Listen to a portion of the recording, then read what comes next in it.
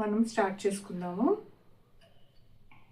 ముందుగా శుక్లాంబరధరం విష్ణుం శశివర్ణం చతుర్భుజం ప్రసన్నవదనం ధ్యాయేత్ సర్వవిఘ్నోపశాంతయే. గురుర్బ్రహ్మ గురుర్విష్ణుః గురుర్దేవో మహేశ్వరః గురుః సాక్షాత్ పరబ్రహ్మ తస్మై శ్రీ గురవే నమః. మనం నిన్నటి వరకు రామాయణం మొత్తం నేర్చుకున్నాం కదా. మనం రామాయణంలో ముఖ్యమైనది ఒకటి మిస్ అయ్యాం. ఏంటంటే రామాయణం అసలు రచించింది ఎవరు? అవునా? సో రామాయణం రచించింది ఎవరు? అసలు రామాయణం మనకి ఇప్పుడు మనమందరం తెలుసుకుంటున్నాము, మనమందరూ వింటున్నాము, దాని గురించి తెలుసుకుంటున్నాము. ఆ పాత్రలు ఎవరెవరు ఏం చేశారు, వాళ్ళు నిర్వహించిన కార్యక్రమాలు ఇవన్నీ కూడా ఏంటనేది మనం తెలుసుకుంటున్నాం కదా. మరి ఇదంతా రచించింది ఎవరు, మనం దేని ఆధారంగా ఇవన్నీ మనము తెలుసుకుంటున్నాము అనేది చెప్పుకుందాం. రామాయణం రచించింది ఎవరు? ఎవరికైనా తెలుసా?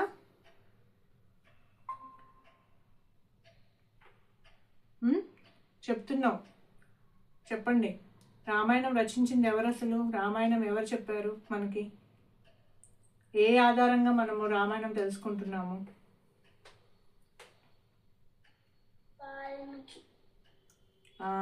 వాల్మీకి మహర్షి.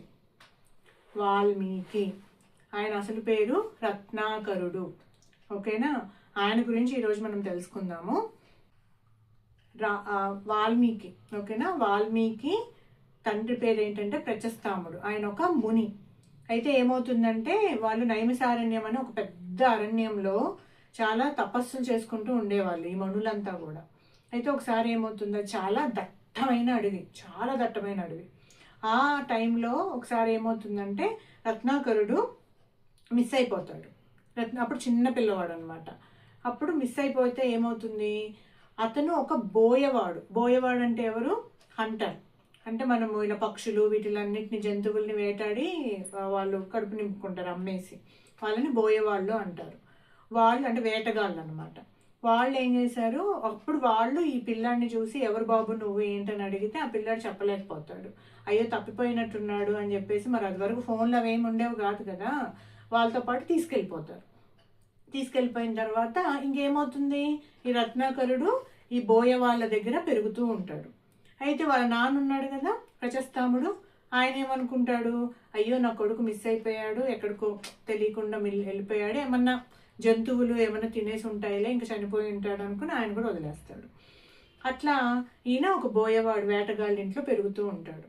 మరి మనం చూడండి, ఒక చిలకను తెచ్చి మన దగ్గర ఉంటే మనము పొద్దున్నే గుడ్ మార్నింగ్ చెప్తే గుడ్ మార్నింగ్ చెప్తుంది. మనం ఎలా ఉంటే చిలక కూడా అలానే మాట్లాడుతుంది. అదే చిలకను తీసుకెళ్ళి ఏమీ కొంచెం చదువులేని వాళ్ళ ఇంట్లోనో లేకపోతే ఏమన్నా ఏమీ రాని వాళ్ళ ఇంట్లో పెట్టామనుకోండి, వాళ్ళ భాష ఏది ఉంటే చిలక కూడా అదే భాష వస్తుంది. మనం పెరిగిన వాతావరణం బట్టే మనకి విలువలు కానీ మన ఆలోచనలు కానీ మారుతూ ఉంటాయి.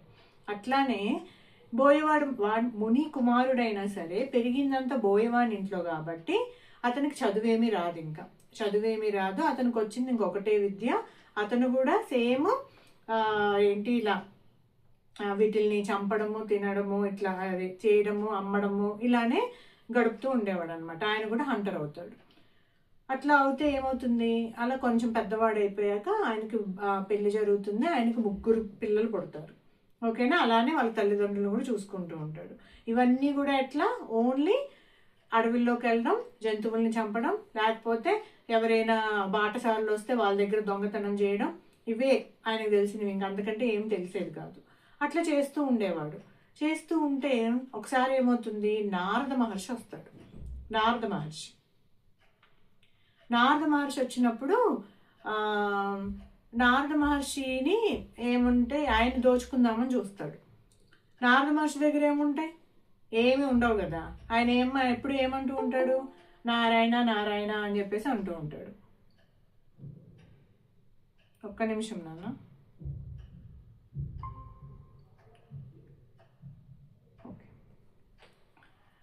నారాయణ నారాయణ అని అంటూ ఉంటాడు. అంతకంటే ఏమండు కదా. ఆయన దగ్గర ఏముంటాయి, ఒక తంబూరా ఉంటుంది, తర్వాత రుద్రాక్షమాలలు ఉంటాయి, పూలదండ ఉంటుంది. ఆయన దగ్గర డబ్బులు ఎందుకు ఉంటాయి? కానీ ఈయనకు తెలియదు కదా రత్నాకరుడికి.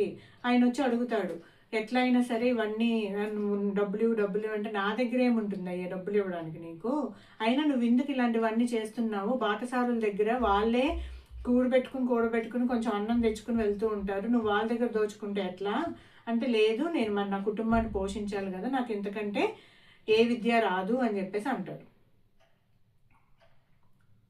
అంటే అప్పుడు మన ఈయన నారద మహర్షి అంటాడు, ఈయనకి ఎట్లయినా జ్ఞానోదయం కలిగించాలని చెప్పేసి, సరే అయితే నువ్వు మరి ఇన్ని జంతువుల్ని చంపుతున్నావు, ఇంత మనుషుల్ని హింసిస్తున్నావు, ఇంత బాధ పెడుతున్నావు, ఎవరి కోసం నీ భార్య పిల్లల కోసం, మీ అమ్మ నాన్న పోషించడం కోసం. ఓకే, వాళ్ళని పోషించడం నీ బాధ్యతే, కానీ ఇంకొకరిని బాధ పెట్టి పోషించడం కరెక్టా? సరే నువ్వు ఇంత పాపం చేస్తున్నావు కదా, నువ్వు వాళ్ళ దగ్గరికి వెళ్ళి మీ అమ్మ నాన్నని కానీ, నీ భార్యని కానీ, నీ పిల్లల్ని కానీ, నేను ఇంత పాపం చేస్తున్నాను, రేపన్న రోజు ఈ పాపంలో మీరు కూడా భాగం పంచుకుంటారా, మీరు కూడా దీన్ని స్వీకరిస్తారా అని అడుగు వెళ్ళి, నేను మీ ఇంటి బయట నుంచుంటాను అని చెప్పేసి వెళ్తాడు అని అడుగుతాడు. సరే రత్నాకరుడు అనుకుంటాడు, ఇదేదో అవును కదా, నేను వీళ్ళ కోసం ఇంత పాపం చేస్తున్నాను, నిజంగానే వెళ్ళి అడుగుదామని వాళ్ళ దగ్గరికి వెళ్ళి అడుగుతాడు. అడిగితే అప్పుడు భార్య అంటుంది, ఇది నీ బాధ్యత నువ్వు చేస్తే నేను ఎందుకు పంచుకుంటా, నేనేం పంచుకోను అని అంటుంది. తల్లిదండ్రి అదే అంటారు, పిల్లలు అదే అంటారు. రత్నాకరుడికి ఏం అర్థం కాదు, అదేంటి వీళ్ళ కోసం నేనింత కష్టపడి ఇంతమందిని బాధ పెట్టి ఇంత చేస్తే ఇప్పుడు వీళ్ళెవరు ఓన్లీ అంటే మంచి తీసుకుంటారా, నేను తెచ్చిన డబ్బులతో వాళ్ళు గడుపుతారు, అంతేగాని అది ఎలా వచ్చింది, ఏం చేసింది, కనీసం నువ్వు ఇలా చేయడం తప్పు అని కూడా నాకు ఎవరు చెప్పలేదు, కానీ ఇప్పుడు మాత్రం నువ్వు అలా చేయడం కరెక్ట్ కాదని అంటున్నారు అని ఆయన మనసు ఇరిగిపోయి నారద మహర్షి దగ్గరికి వచ్చి చెప్తాడు, ఇట్లా జరిగిందంటే. అప్పుడు నారదుడు అంటాడు, ఇప్పటికైనా అర్థమైందా మనుషులు ఎలా ఉంటారో, అది నీ సొంత వాళ్ళైనా సరే, నీ సొంత వాళ్ళు ఎలా అన్నారంటే ఇంక బయట వాళ్ళు అసలే పట్టించుకోరు, నిన్ను ఎవరు చేయమన్నాడు రా ఇది అని చెప్పేసి అంటారు. కాబట్టి ఎప్పుడైనా సరే వెళితే మంచి మార్గంలో వెళ్ళు, లేదా మంచి మార్గం ఎతుక్కుని అందులో వచ్చిన దాంతోనే మీ వాళ్ళని పోషించు, బాధ్యత మర్చిపోకూడదు, అలా అని తప్పుడు పనులు చేయకూడదు అని అంటాడు.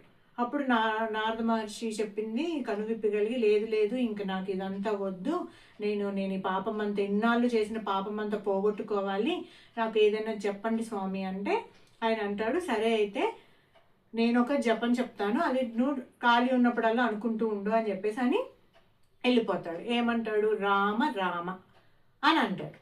అప్పటికి ఇంకా రామాయణం స్టార్ట్ కాలేదు, రాముడు పుట్టలేదు, కానీ నారద మహర్షికి అన్నీ తెలుసు కదా, రామ రామ అని అంటాడు. ఆయనకి ఆ మాట అనడం కూడా రాదు, రామ అనలేకపోతే సరే అయితే మరా అంటాడు. మరా అది కంటిన్యూ చేయి, మరా మరా మరా మరా మరా అంటే ఆటోమేటిక్గా రామ రామ రామ అని వస్తుంది కదా, అందుకని అట్లా అంటాడు అనమాట. అలా చేసిన తర్వాత ఆయన ఏం చేస్తాడు, ఇంట్లోంచి వెళ్ళిపోతాడు. ఇంట్లోంచి వెళ్ళిపోయి ఆ అరణ్యంలో ఒక చోట కూర్చుని ఇంకా రామ రామ రామ రామ రామ రామ అని కళ్ళు మూసుకుని ధ్యానం చేస్తూ ఉంటాడు. ఇంక వదిలేస్తాడు, ఆయనకు అంత నిరాశ వస్తుంది. చేసే తర్వాత ఎన్ని సంవత్సరాలు తెలుసా, ఎన్నో వేల సంవత్సరాలు అలా చేస్తాడు ఊరికే ధ్యానం. ఎందుకంటే నేను చేసిన పాపం అంతా పోగొట్టుకోవాలి, నేను ఇంతమందిని బాధ పెట్టా, ఇంతమందిని చంపాను, ఇంతమందిని నిస్సహాయాలు చేశాను అని ఆయన కలుగుతుంది అనమాట. అప్పుడు రామ రామ అలా ఎన్నో వేల సంవత్సరాలు ఆయన చేస్తూ ఉంటే ఆయన చుట్టూరా ఒక పుట్ట ఏర్పడిపోతుంది. పుట్ట అంటే తెలుసు కదా, చీమల పుట్ట, పాముల పుట్ట, ఇలా మొత్తం ఇలా వచ్చేస్తుంది కదా.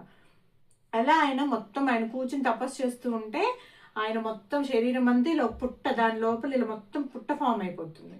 అప్పుడు మళ్ళీ నారద మహర్షి వస్తాడు. వచ్చి వాల్మీకితో మళ్ళీ ఆయన చెవిలో శ్రీరామ రామ రామ అని ఆయన వచ్చి పలుకుతాడు మళ్ళీ. అప్పుడు వాల్మీకి మహర్షి కళ్ళు తెరుస్తాడు. అంటే అప్పుడు ఆ పుట్టలోంచి నువ్వు మళ్ళీ పుట్టావు, నీ జన్మ పాత జన్మ పోయింది, నువ్వు ఒక వేటగాడివి కాదు, ఇప్పుడు నువ్వు ఒక పెద్ద మహర్షివి, నువ్వు అన్ని వేల సంవత్సరాలు రామజపం చేశావు, నీవు మళ్ళీ పుట్టావు, కాబట్టి నీ పేరు ఇప్పుడు రత్నాకరుడు కాదు, నీ పేరు వాల్మీకి అని నారద మహర్షి చెప్తాడు. వాల్మీ అంటే పుట్ట అనమాట. సో పుట్ట నుంచి మళ్ళీ నువ్వు కొత్త జన్మ ఎత్తినంత గొప్ప గొప్ప మనిషిలా అయ్యావు అందుకని నీ పేరు వాల్మీకి అని ఆయన చెప్పి వెళ్ళిపోతాడు. చెప్పి నువ్వు రామాయణం రాయాలి, అదే నువ్వు పుట్టిన దానికి ఒక పరమార్థం అని. రామాయణం నేనెలా రాస్తానంటాడు. నాకేం తెలుసు అసలు, ఏంటో తెలీదు. అప్పటికి అసలు రామాయణం ఇంకా స్టార్ట్ కూడా కాదు, రాముడు కూడా పుట్టలేదు అప్పటికి. ఏంటిది అని అడిగితే, లేదు నువ్వు కారణ జన్ముడివి, నువ్వు రామాయణం రాయాలి. నువ్వు ఇన్నేళ్ళు చేసిన ఏదైతే తపస్సు ఉంటుందో, ఈ రామనామ జపం యొక్క తపస్సు, నువ్వు కళ్ళు మూసుకుంటే మొత్తం నీకు దివ్య దృష్టితో నీకు మొత్తం నెక్స్ట్ జరిగేదంతా కూడా నీకు తెలుస్తుంది, మొత్తం రామాయణం నీకు తెలుస్తుంది, నువ్వు అది కావ్యంగా రాయి అని చెప్పేసి వెళ్ళిపోతాడు. అప్పుడు ఆయన బ్రహ్మ గురించి, రాముడి గురించి, ఏంటి వాళ్ళ గురించి ధ్యానించుకుని అప్పుడు మొదలు పెడతాడు రామాయణం. నిజంగానే కళ్ళు మూసుకుని ఆయన ఆలోచించినప్పుడల్లా మొత్తం రామాయణం పుట్టుక నుంచి, అంటే దశరథ మహారాజు అవన్నీ మనం చెప్పుకున్నాం కదా, మొత్తం ఇంక్లూడింగ్ ఉత్తర రామాయణం అంటే మొత్తం 7 కాండలు కూడా ఆయన రాస్తాడు. ఎందులో రాస్తాడు? సంస్కృతంలో రాస్తాడు. సంస్కృతంలో ఎన్ని పద్యాలు తెలుసా? ఎన్ని పద్యాలు రాశాడంటే ఆయన 23,000 పద్యాలు మొత్తం, అంటే 23,000 పద్యాలతో రామాయణం రాస్తాడనమాట. సో ఆ ఆధారంతోనే మనము ఇప్పటికీ రామాయణం చదువుకుంటున్నాము. ఈ వాల్మీకి రామాయణం మెయిన్. దీని బేసిస్ మీద ఎంతో మంది కవులు మళ్ళీ దీన్ని రాశారు. సంస్కృతంలో రాశారు, తెలుగులో రాశారు, అన్ని భాషల్లో రాశారు. కానీ మెయిన్ రచించింది ఎవరు? వాల్మీకి. బాగా గుర్తుపెట్టుకోవాలి. ఆయన అసలు పేరేంటి? రత్నాకరుడు. ఓకేనా? ఎంత గొప్పవాడు చూడండి, ఎంత గొప్పవాడు. ఒక ఏమీ రాని మనిషి, అంటే ఓన్లీ చంపడం తప్ప ఏమీ తెలియని మనిషి రామాయణం ఇన్ని వేల సంవత్సరాల తర్వాత కూడా మనం ఆయనది బేసిస్ తీసుకుని మనం చెప్పుకుంటున్నాం రామాయణం గురించి. అది ఓకేనా? రామనామ జపంలో ఉన్న గొప్పతనం అది. ఇది మనం వాల్మీకి మహర్షి గురించి చెప్పుకున్నది, ఆయన హిస్టరీ. నెక్స్ట్ సరే, ఇప్పుడు చెప్పా కదా వాల్మీకి. ఊరికే అడుగుతాను, ఊరికే గుర్తుంటే చెప్పండి, ఓకేనా? వాల్మీకి అసలు పేరేంటి?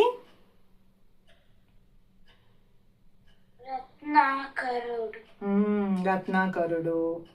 ఓకేనా? ఆయన అంటే మామూలుగా ఆయన వృత్తి, ఆయన చేసే పని ఏం చేసేవాడు?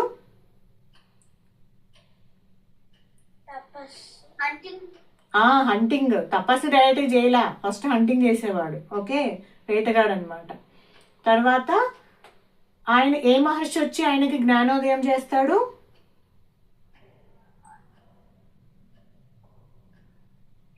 ఏ మహర్షి వచ్చి జ్ఞానోదయం చేశాడు? నారాయణ అంటాడు కదా. చెప్పండి, పర్వాలా చెప్పండి, రైస్ చేయక్కర్లా, చెప్పేసేయండి అన్మ్యూట్ చేసి.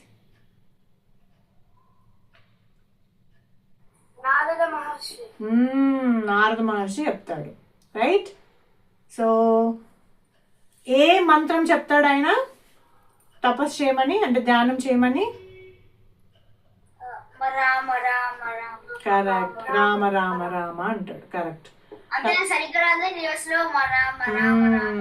అవును కరెక్ట్.